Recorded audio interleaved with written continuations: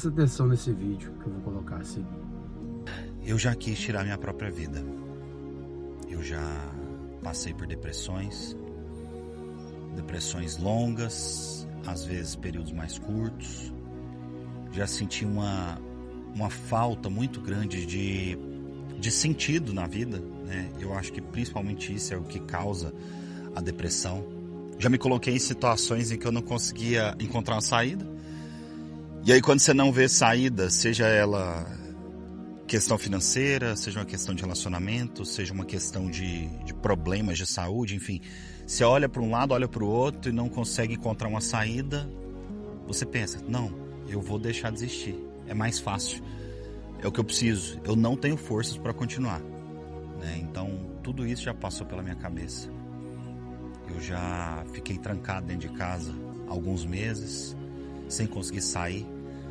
Aquele desespero de ficar na cama, não sei quantos de vocês já passaram por isso, de só querer dormir.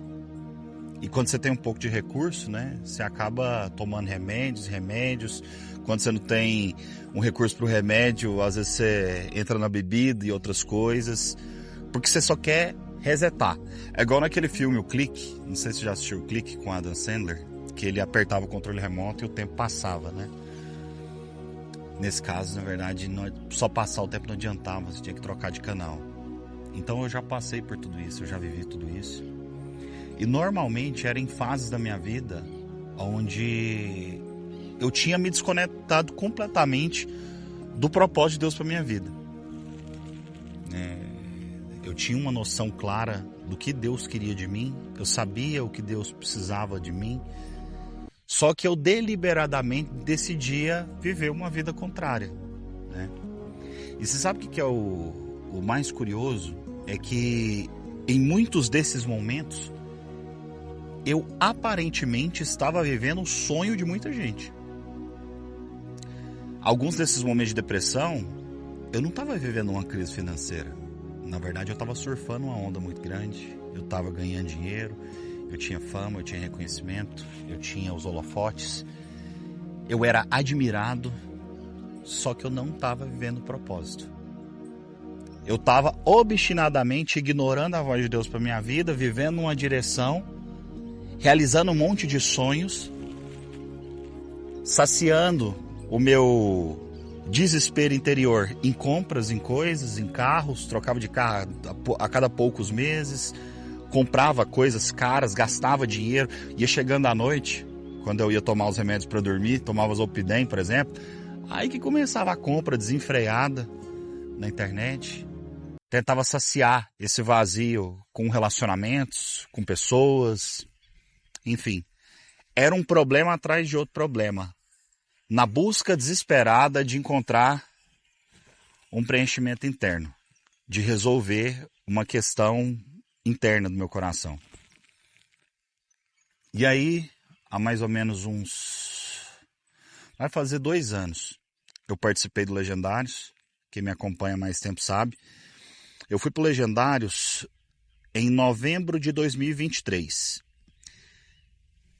E quando eu subi, eu estava exatamente nesse ponto da vida em que eu estava com muito sucesso exterior, só que internamente eu estava completamente destruído. Nada fazia mais sentido para mim. E hoje eu tive a oportunidade de fazer 2 palestras no Colégio Adventista, onde meus filhos estudam. E eu falei para adolescentes, né, para crianças e para adolescentes.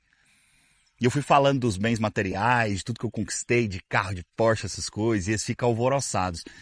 E aí, de repente, eu vim com essa, né, explicando que só essas coisas, não que tenha problema nessas coisas, tá? Não sou também alguém devoto de miséria e não acho que existe nenhum tipo de vantagem nisso.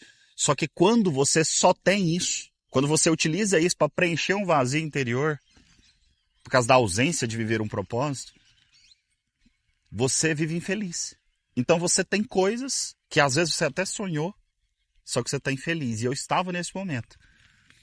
Eu abri a câmera do celular na internet, no Instagram, e sempre tinha um sorriso, uma voz, uma palavra, e eu era animado, e bom dia, e tudo, e coisa. Só que internamente eu estava sofrendo. E o homem, Existem várias estatísticas, depois eu vou fazer um vídeo mais específico comentando essas estatísticas para vocês, mas os homens têm muita dificuldade de se abrir com outras pessoas. Mas muita dificuldade mesmo. E isso é independente do ambiente, tá? Pode ser ambiente de igreja, pode ser um ambiente corporativo. Os homens têm dificuldade de procurar ajuda. Seja ela psicológica, seja uma ajuda médica. O homem tem dificuldade de ir no médico fazer exame. Só vai quando tá morrendo. Então existe um problema muito grande acontecendo dentro da masculinidade. E é um problema de natureza psicológica, que às vezes tem uma origem na infância. Porque, pasmem, deixa eu te falar uma coisa. 5 milhões de crianças, hoje no Brasil, 5 milhões, não tem sequer o nome do pai no RG.